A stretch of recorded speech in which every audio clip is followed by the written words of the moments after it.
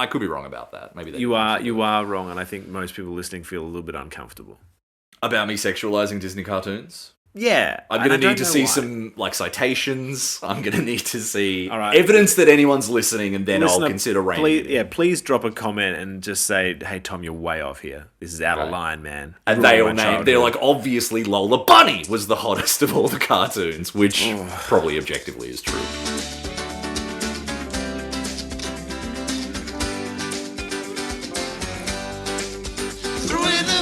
So here we are, everyone. Thank you, pals, for being here. Here we are, everyone. Oh, here we are, pals. The podcast where we're the pal. I am Frankie. I am Marcusy.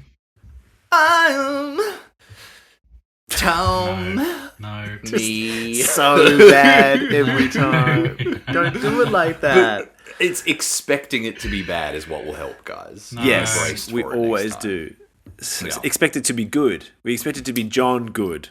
Oh, good man. Gosh. So we spoke about him last week. Great man, in fact. Do you know, Score says he was good. Yeah, sorry. He's going to call the movie Good Man's. Well, he just couldn't cast him because he's like, I'm not looking for just one. I need fellas. Can't just have a good man.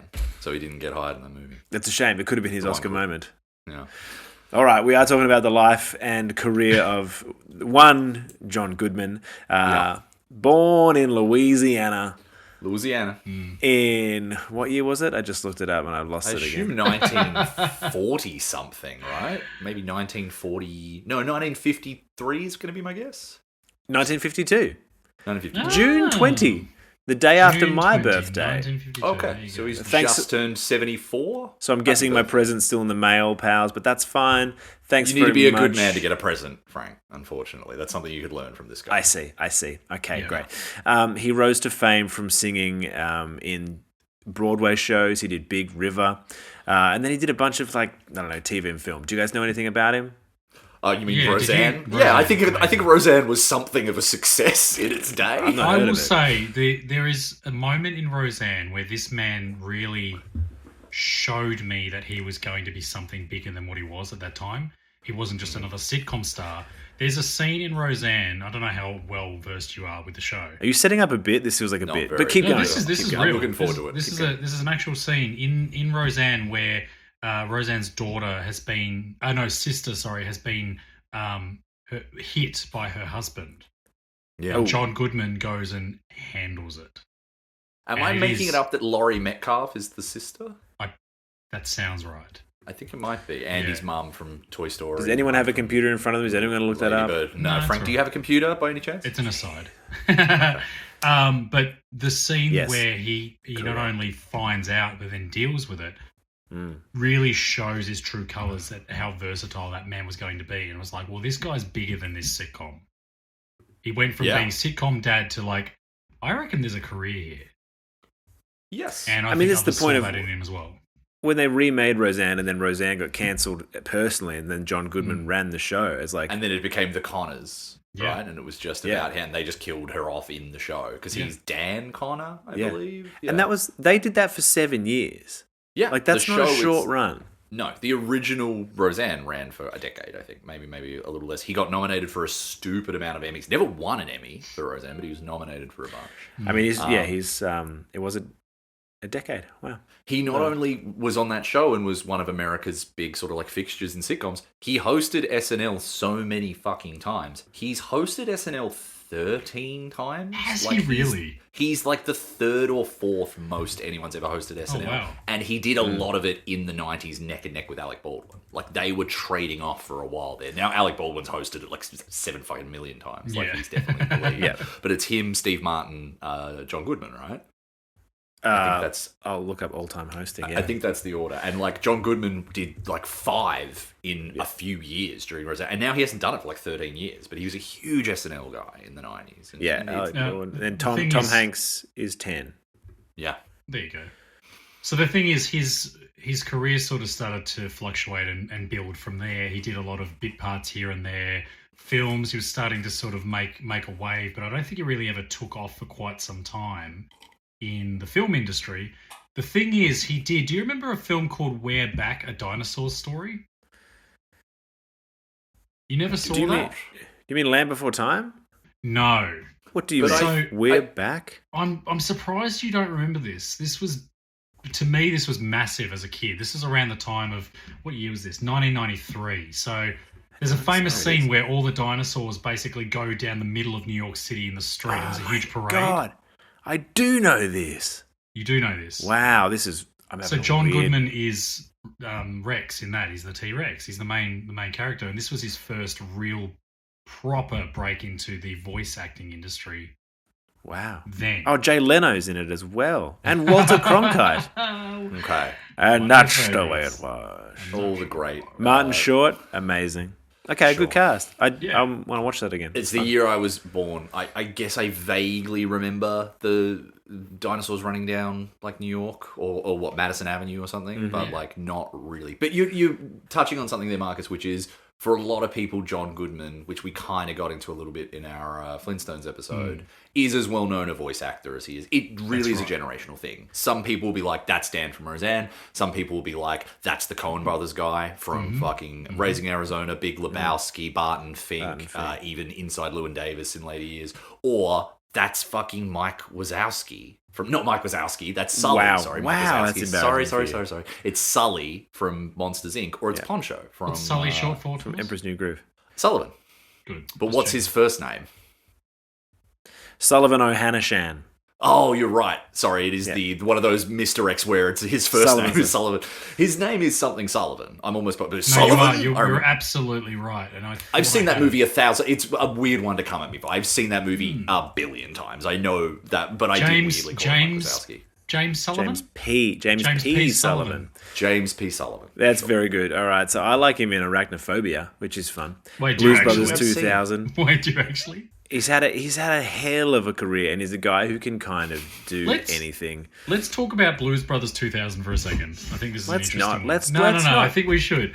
With the death of... There's a thing for it. I think that film is bang average. I think it's a hard watch. I think it's bad to worse. It's not great. I think though that with the death of Belushi, the way it was being so significant, and for them to try and carry forward something in his name, in his honor. If you're going to put anyone in there to replace Belushi, I think they've done so well with Goodman. Regardless of how that film turned out, I think that's the only tasteful way to do it, in my opinion. Any thoughts on that? I think the difference between Belushi and, by the way, big blind spot for me, I've never seen the original Blues Brothers, right? I haven't seen a lot of Belushi movies. I've seen Animal House, Marcus. In fact, I watched it with you recently. It's very funny. It's Bluto, is that his name in Animal House?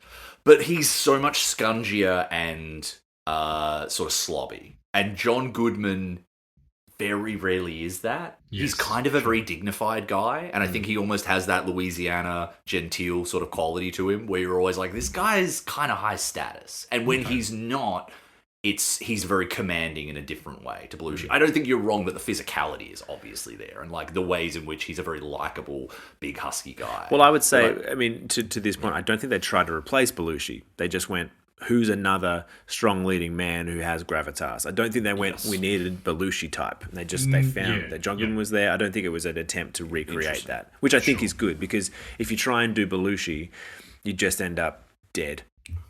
Yeah, well, possibly. Do you guys have a number one you go to this with Goodman, like that you always think about? I've always loved him in Oh Brother, Where Art Thou? That's just me. He's very funny in that. I knew I'd missed a Coen's movie when I was listening to ones he's in. Yes, and he's in that, of course. Well, he plays the Sullivan truck in the Cars movie, which I'm spending a lot of time with recently.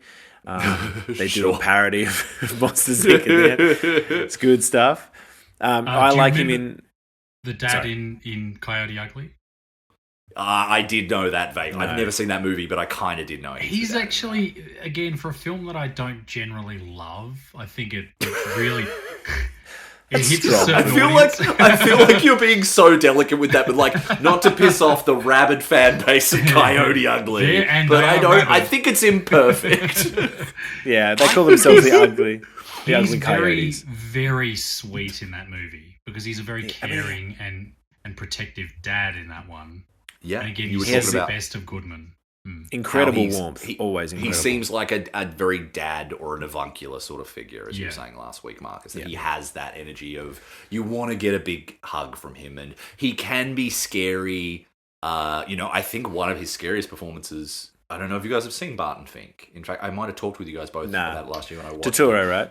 Totoro, it's the weird Coen Brothers movie. It's the which I know is saying a lot, but it's kind of like their artist really both scrutinizing the weirdness of creativity, but also the neurotic wankerdom of being a creative. And like John Goodman is sort of a figment of something very, very dark and sinister in that movie, but he's very funny and very affable right up until he's horrifying. He's really very, very scary in Cloverfield Lane. If you haven't seen that. A movie I've never seen, but I've seen a couple of scenes from it, and I remember that was one of his last. Oh shit, Goodman! Like that was what, like 2017, 2016, and him in a leading role. He's uncomfortably tense in that film.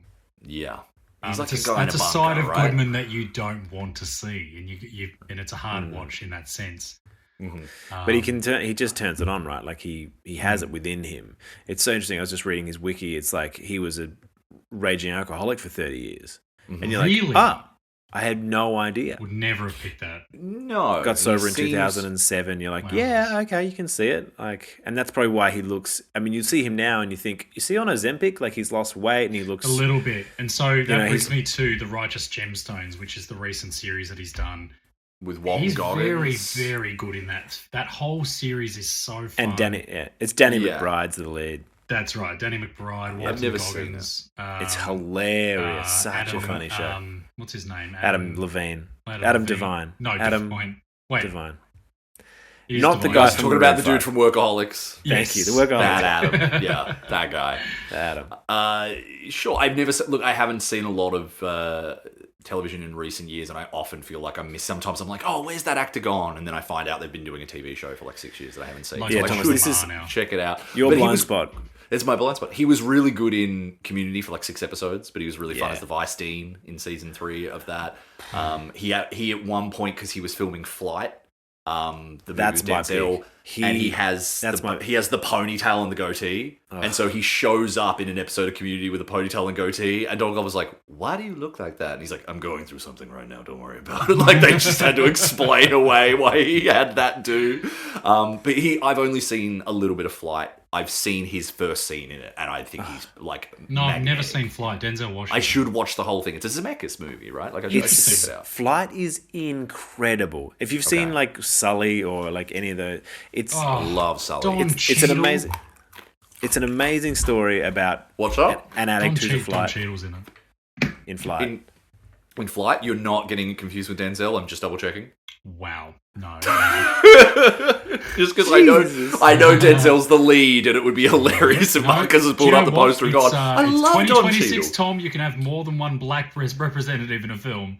They didn't run that Tom. by me. Okay? Yeah, Tom. So I have not approved that yet. Oh, anyway. My God. So John Goodman in Flight plays, I don't want to give it away, but he plays a character that you wouldn't really expect, maybe off the beaten path. Yeah, don't tell me, because I kind of want to watch that one, actually. But it just is like a presentation of charisma, and like John Goodman allowed to be kind of a Coen Brothers character in a normal drama, almost Oscar bait type film. And he comes in and you're like, whoa. And he has such an effect on the characters and I think actors around him in that movie. Like John Goodman gets there and you're kind of like, we're good, right? Because John Goodman's here. He has this incredible power to him. I just think it's that movie is sick.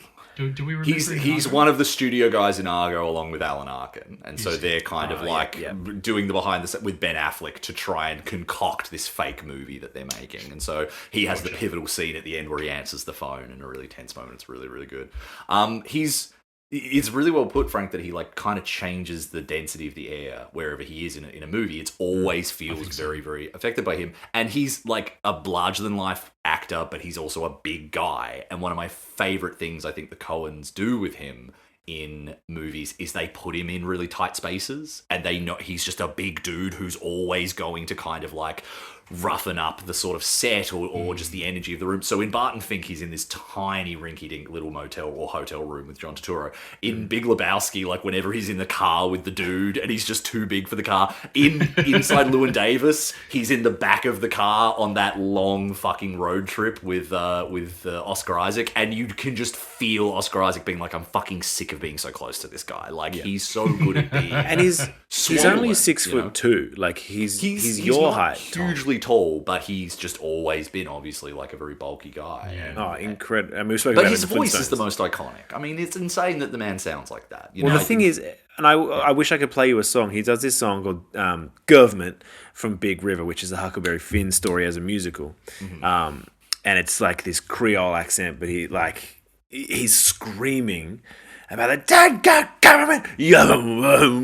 Does this huge like bluesy, incredible song, and that's the first time I ever heard him. Like it's so insane. And then he, as we know, has had such an iconic voice acting career, and you're like, he has such just the baritone range. weight of it. He's in the Princess and the Frog, right? Which obviously has the sort of Creole Cajun down by the bayou sort of energy to it, which I think he brings. I've only seen that movie once, so I forgot about that. Yeah, I'd seen that once too. Jim Cummings is the star of that movie. We all know that.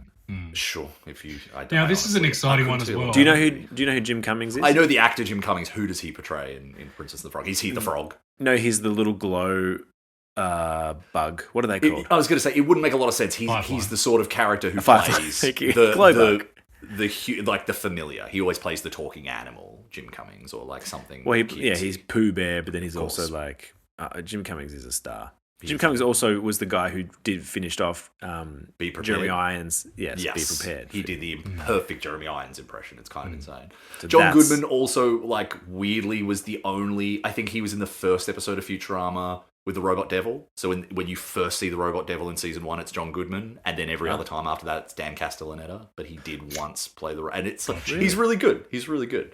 John Goodman rules. So this is the exciting one that... Sorry, because I fucked it up. It's Robot Santa. It's not the Robot Devil. It's Robot Santa. I apologize. Okay, great. Marcus, please jump in. No, it's all right. I wanted to talk about Digger. Go on. So John Goodman's in Digger. Have we been watching? Are we keen for Digger? The Tom Cruise. This is Tom Cruise. The mystery Gonzalez. reveal that they've done with Tom Cruise. John Goodman will be in this. It is in post-production. It's coming out, and I think everyone's excited for this one.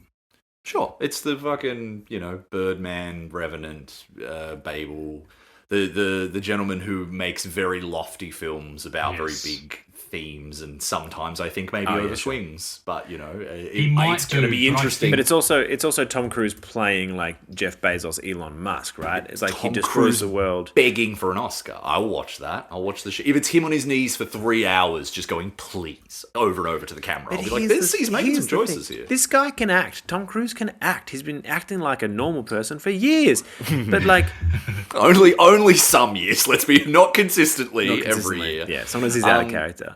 Yes, but John Goodman, that's great. It's going to be... John Goodman's in this. We've got Riz Ahmed as well. I think this will be interesting to see. I think that using John Goodman in that Birdman style, for me, works very well. And that's why I'm very excited to see how he's utilised here.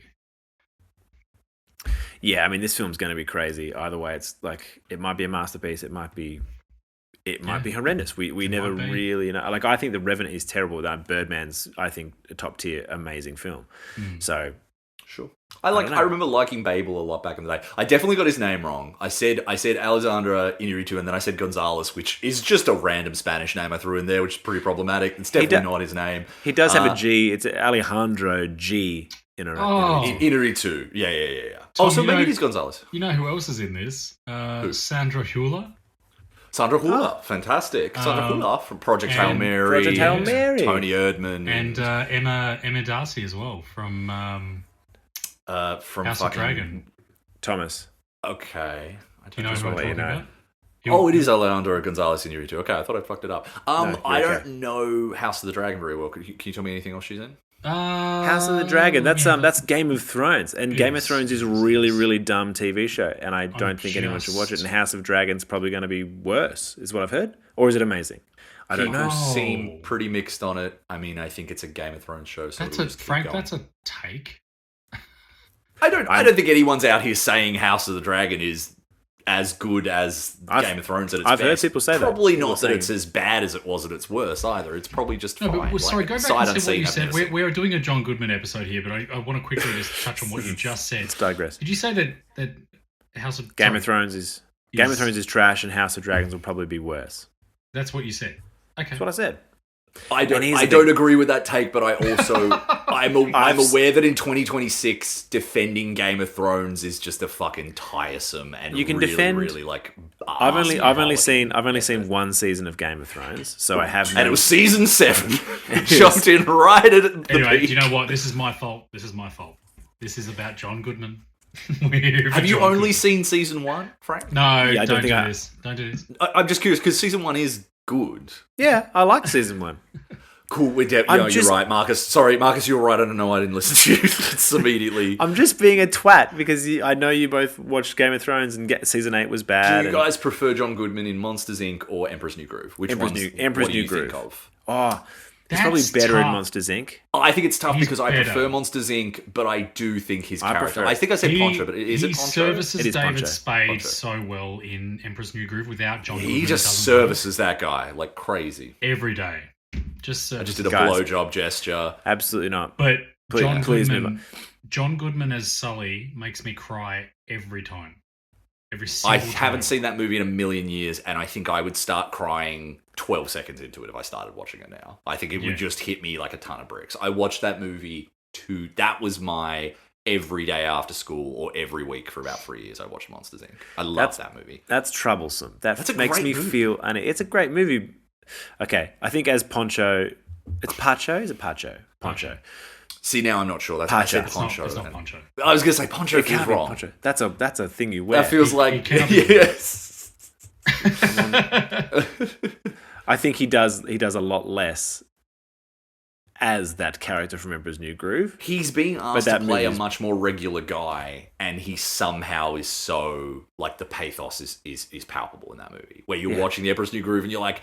he's like, what am I going to tell the village? You're like, oh, this poor fucking dude. Like, just wants to, like, raise his family, his gorgeous kids, luminous pregnant wife... Who, just any talks of Thomas, Thomas, that's a cartoon. Everyone talks about Lilo's sister in Lilo and Stitch. For me, it was the pregnant wife of the Emperor's New Groove. I was so attracted to that woman. The sister in Lilo and Stitch, I'll grant you that one. They had to actually decurve her for the Disney Plus edition because she was too horny, right? Like, wasn't everyone just like, we can't have her looking the way she, like, so bodacious in Lilo and Stitch, right? I could be wrong about that. Maybe you are wrong, and I think most people listening feel a little bit uncomfortable about me sexualizing Disney cartoons. Yeah, I'm going to need to see some like citations. I'm going to need to see evidence that anyone's listening, and then I'll consider rating. Please drop a comment and just say, "Hey Tom, you're way off here. This is out of line, man." And they all name. They're like, obviously, Lola Bunny was the hottest of all the cartoons, which probably objectively is true. Well, that was a Nicky end to the John Goodman episode, everybody. I don't think we're done. I know. I think you're done. I'm nearly done. Finished. I'm very much close to finished. I think he's an incredible man. I don't see him ever really miss. John Goodman is a very apt name. I think that's true. I don't think we've seen the best of him in the last 10 years, but he's slowing down because he's an older dude, and that's just what happens when you're a character actor. He's very rarely been a leading man, so like, they're few and far between, but when he's... I think his performance in The Big Lebowski, a movie we talked about years ago, is if you put me in a room for fucking like 2 weeks and force me to write the 50 best performances on screen, I'm like, John Goodman's in there for that. I love him as Walter so fucking much in The Big Lebowski. He's incredible. It's a magnificent performance. I find it interesting that John Goodman, of all people, in terms of career, he was never really an American football movie kind of guy. Like, you kind of expected to see him in like an Any Given Sunday. He was in a movie called The Babe, and I'm pretty sure, like Babe Ruth, right? Like, I'm pretty sure he played Babe Ruth in a movie in the 90s. Really? He also did Some Trouble with the Curve, which is a baseball movie as well. So maybe he likes baseball. But that's again, that's I'm 90% sure that that's a Babe Ruth movie. So he did kind of do that. But yes, you're right. He always he in the early days in like the late 80s and early 90s, it's really interesting how kind of like in the 80s especially, even though he was a bigger dude, he had a real, like, kind of pretty, freckly, tussled look to him. Like, he was quite an endearing looking guy, and he could play sort of like the all-American fellow, sort of, in an interesting way, despite the fact that he's become so singular now because of the grizzled voice, because of the wild, larger-than-life sort of physicality. But you know, it is interesting going back and watching. Do you guys remember Raising Arizona? You seen it? Yes. Yeah, a little bit. Yes. He's so young in that, and it's really weird seeing him be the same sort of basic posture and same like stature and size, and yet he's like 26 in it, and it's really interesting seeing that version of John Goodman. Like, yeah, because he's always seemed like an older, wiser, and you say like he's doing larger, ridiculous performances, but he's almost always truthful. Yeah, absolutely. He's a pretty remarkable actor.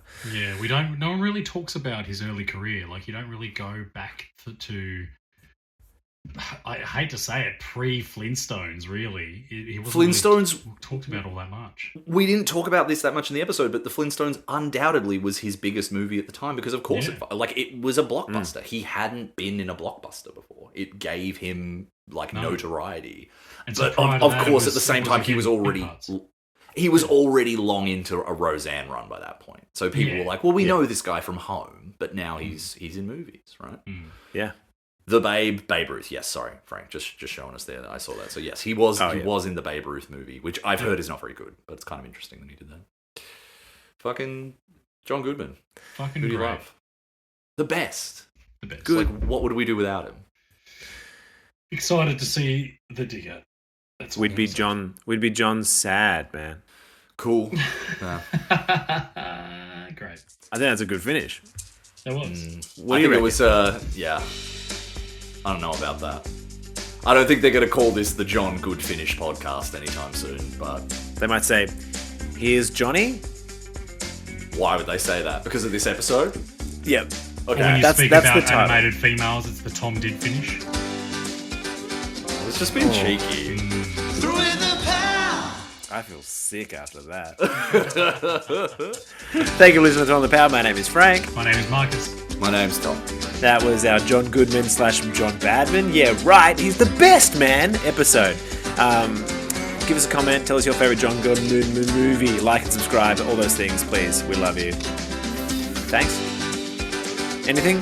Just me? That's it. Through in the power.